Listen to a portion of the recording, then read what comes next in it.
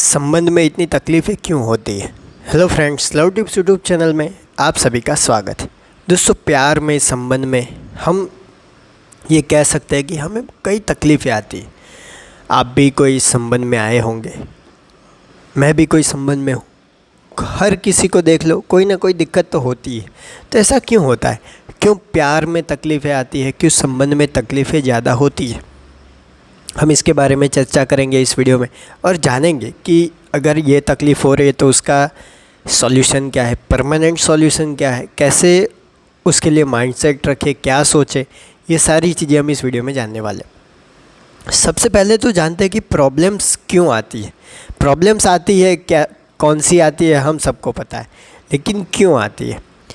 जब दो इंसान अलग अलग सोच के, अलग अलग इमोशंस के, अलग अलग माइंडसेट बना होता है, अलग अलग जगह से आते हैं, अलग अलग दिमाग में बिलीव्स होते हैं, अलग अलग चीज़ें होती है, उसकी वजह से वो कहीं ना कहीं कॉन्फ्लिक्ट क्रिएट होता है। कोई कहता है कि ऐसा होता है, कोई कहता है वैसा होता है। तो उसकी वजह से दोनों के बीच में कॉन्फ्लिक्ट क्रिएट होता है और उसकी वजह से दिक्कतें बढ़ती हैं। लेकिन हम ज़्यादातर क्या समझते हैं कि मेरे जैसा सामने वाला हो, या सामने वाला समझता है कि वो मेरे जैसा हो, और ऐसा संभव नहीं। किसी को काला रंग पसंद है तो किसी को सफ़ेद होगा। दोनों को एक दूसरे को एक्सेप्ट करना होगा। देखना क्या है कि उनके अंदर इमोशंस हो, उनके अंदर सच्चाई हो। लेकिन हम ये सब नहीं देखेंगे। हम क्या समझते हैं कि मैंने जो कहा वो सामने वाला करना ही चाहिए, सामने वाला नहीं करता तो वो अच्छा नहीं, वो बुरा है। या तो 2 दिन 3 दिन हम मुँह लटका के इधर उधर घूमते रहेंगे। क्यों? क्योंकि हम समझते हैं कि वो मेरी बात नहीं मान रहा। मैंने जैसा कहा, मैंने तो उसके सही के लिए, अच्छे के लिए सोचा था, लेकिन वो नहीं कर रहा तो उसने भी कुछ सोचा होगा अपने लिए। उसने खुद का बुरा तो सोचा नहीं होगा।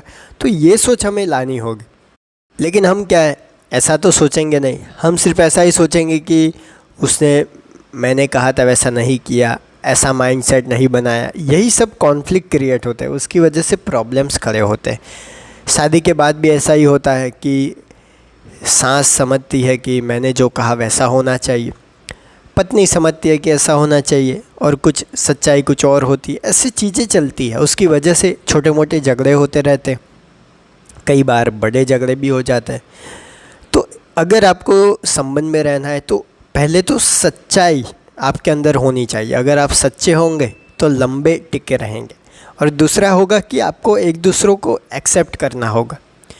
आपका स्वभाव अलग है, सामने वाले का अलग है। आप मछली को ज़मीन पे चलने के लिए कहेंगे, वो नहीं चल पाएगी।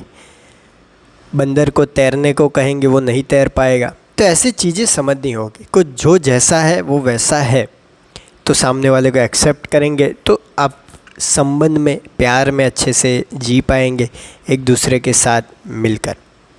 तो ये दिमाग से निकाल दीजिए कि मैं जैसा कहूँ वैसा ही सामने वाला करे। और क्यों प्रॉब्लम्स होते हैं? क्योंकि माइंडसेट अलग होता है, बिलीव्स अलग होते हैं, अलग अलग जगह से हम आते हैं, उसकी वजह से। तो ये सब चीज़ें हमें समझनी होगी। एक दूसरे का नेचर अलग होता है। तो ये सब चीज़ें अगर आप एक्सेप्ट कर पाएंगे तो जीवन में आगे बढ़ पाएंगे, प्यार में आगे बढ़ पाएंगे।